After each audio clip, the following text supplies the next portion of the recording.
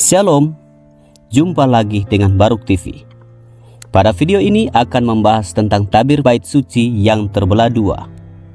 Tabir bait suci merupakan bagian penting dari bangunan tempat ibadah umat Israel, baik sejak di padang gurun yang masih merupakan tenda dengan sebutan kemah suci, hingga di tanah Kanaan dengan gedung permanen yang dinamakan sebagai bait suci. Tempat ibadah pertama yang disebut sebagai kemah suci memiliki keistimewaan karena baik struktur, ruangan, bahan perabot, hingga ukuran, semuanya berdasarkan petunjuk langsung dari Tuhan sendiri. Diberikan kepada Musa, lalu tugas pembuatannya dikerjakan oleh Basaleel dan Oholiab dibantu oleh ahli-ahli lainnya. Sebelum kita masuk lebih jauh ke pembahasan tentang tabir bait suci yang terbelah dua, mari terlebih dahulu kita melihat secara garis besar bagian-bagian dari kemah suci yang dibangun berdasarkan arahan dan petunjuk Tuhan kepada Musa saat di padang gurun. Bagian pertama adalah pelataran. Pelataran adalah bagian terbuka atau tanpa tudung tenda, tetapi masih di area di dalam pagar keliling. Pada pelataran ini terdapat dua media, yakni mezbah korban dan bejana pembasuhan.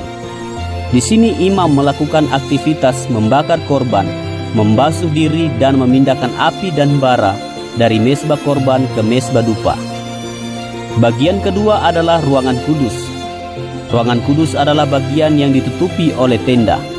Pada ruang kudus terdapat 3 perabot, yakni meja roti. Di atas meja roti sajian terdapat 2 susun roti berjumlah masing-masing 6 buah. Imam harus mengganti roti ini setiap hari Sabat. Roti yang lama merupakan bagian dari imam. Mereka lah yang boleh memakannya. Kandil emas atau kaki dian. Kaki dian adalah perabot berbentuk satu tiang utama dengan masing-masing 3 cabang pada sisi kiri dan kanan. Di atas tiang utama dan cabang-cabangnya terdapat masing-masing 1 lampu yang keseluruhannya berjumlah 7 buah.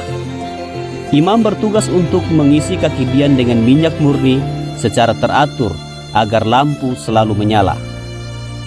Mezbah dupa atau ukupan. Mezbah dupa adalah tempat membakar dupa atau ukupan. Dupa dibuat dari ramuan-ramuan, yakni getah mur, lawang, rasa mala, dan kemenyan yang suci murni.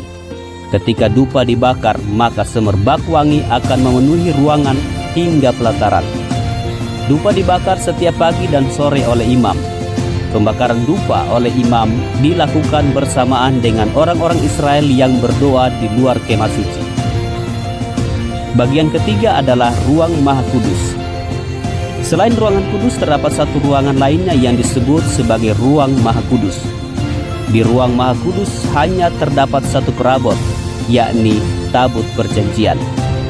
Tabut perjanjian adalah sebuah peti bersalutkan emas.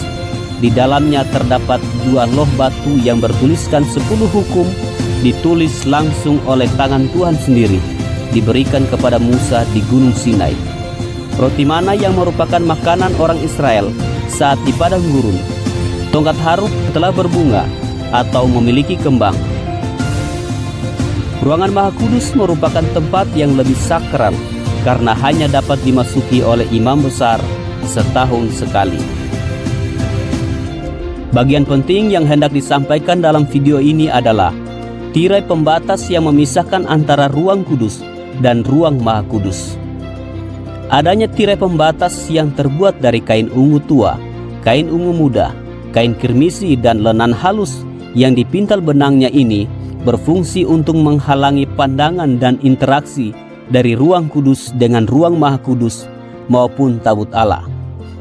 Jadi, setiap imam yang sedang bertugas untuk pelayanan ibadah di ruang kudus tidak akan dapat melihat ruang Maha Kudus atau tabut Allah di dalamnya.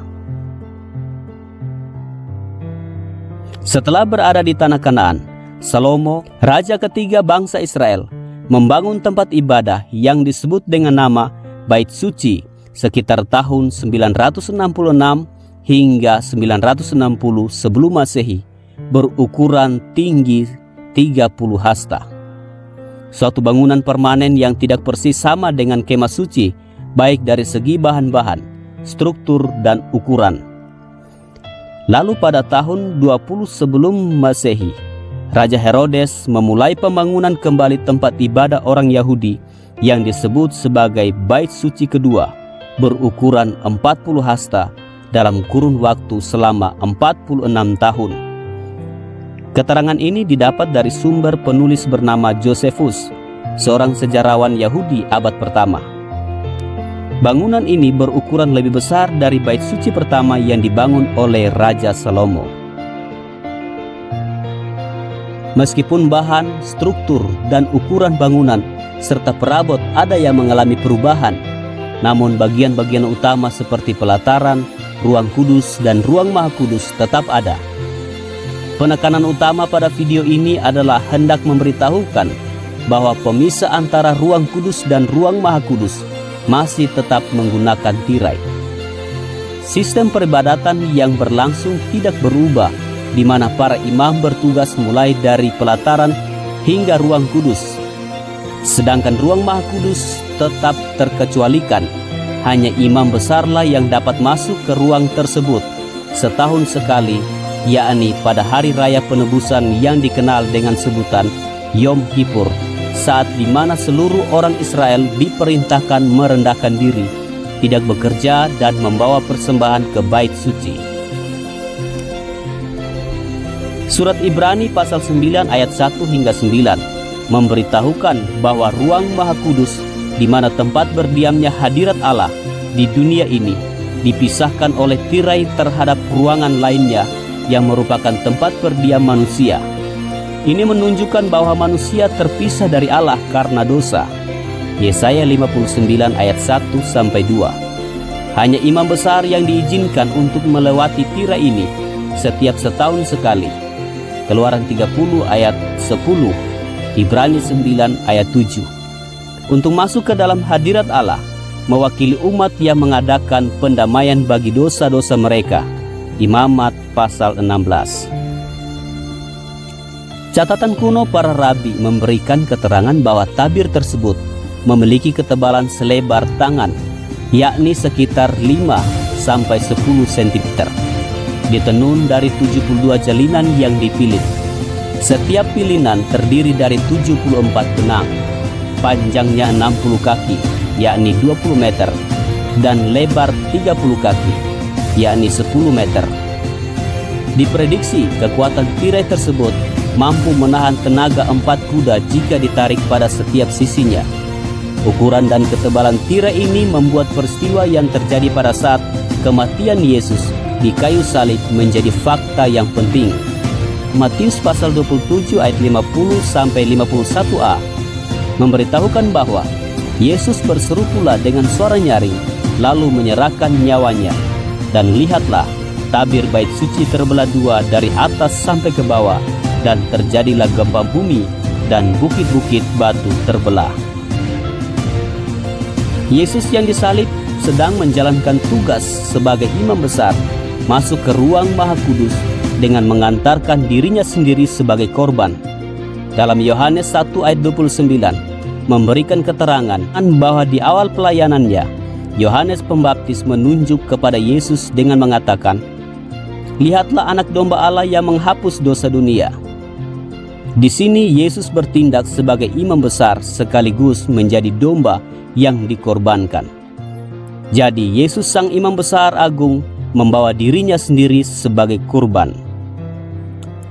Pada saat Yesus disalibkan, berlangsunglah prosesi pelayanan imam besar yang sedang memasuki ruang maha kudus, sekaligus membawa dirinya sendiri sebagai domba penghapus dosa tersebut.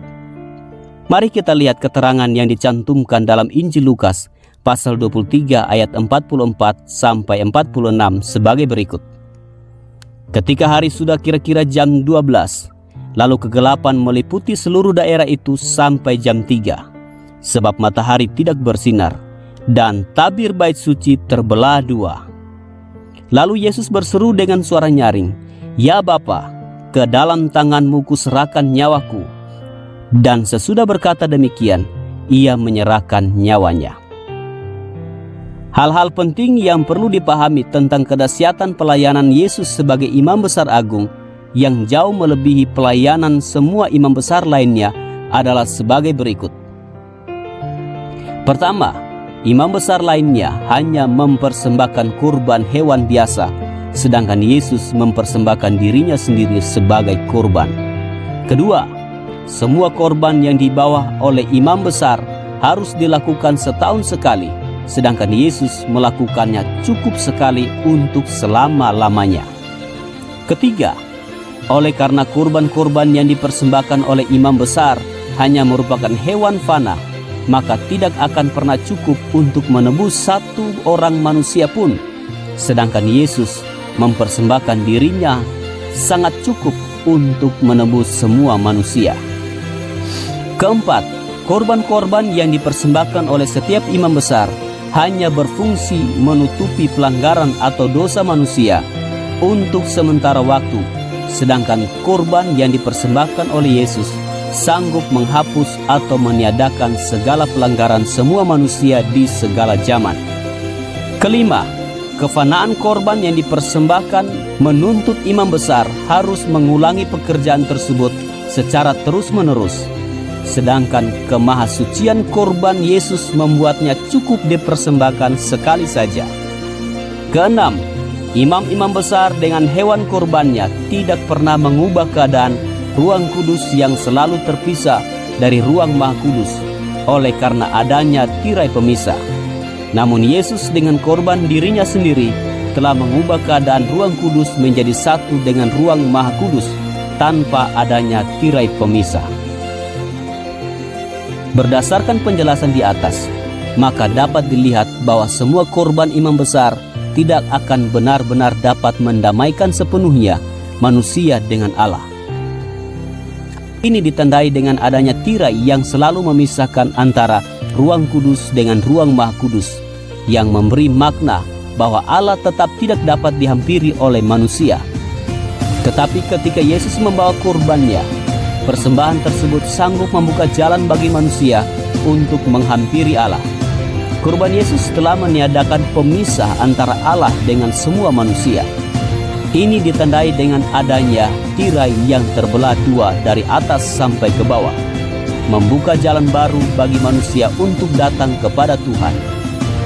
Dalam Efesus 3 ayat 12 diberitahukan bahwa di dalam Dia kita beroleh keberanian dan jalan masuk kepada Allah dengan penuh kepercayaan oleh iman kita kepadanya. Korban Yesus telah membuka jalan baru bagi manusia untuk datang kepadanya. Namun demikian, tidak semua manusia dapat datang kepadanya. Hanya mereka yang beriman kepadanya saja. Korban Yesus memang sangat cukup menebus semua manusia. Namun manusia harus mengambil penebusan tersebut dengan cara percaya kepadanya. Artinya, semua manusia mendapat penebusan tersebut. Namun jika tidak mengambilnya, maka tidak akan menerimanya. Konsekuensinya adalah sampai selama-lamanya ia tidak akan pernah dapat menghampiri Allah. Allah tetaplah menjadi sosok yang selalu jauh, tidak pernah terhampiri. Yesus sebagai imam besar telah melakukan hal terbaik yang tidak dapat ditiru oleh siapapun di dunia ini untuk keselamatan manusia. Bagian kita adalah percaya kepadanya. Dengan percaya kepadanya, kita mengambil penebusan darinya yang melayakkan kita untuk datang kepada Allah dengan penuh keberanian tanpa dihalangi oleh tirai pemisah. Demikian video ini untuk menguatkan iman kita. Sampai jumpa pada video yang lainnya. Tuhan Yesus memberkati. Shalom.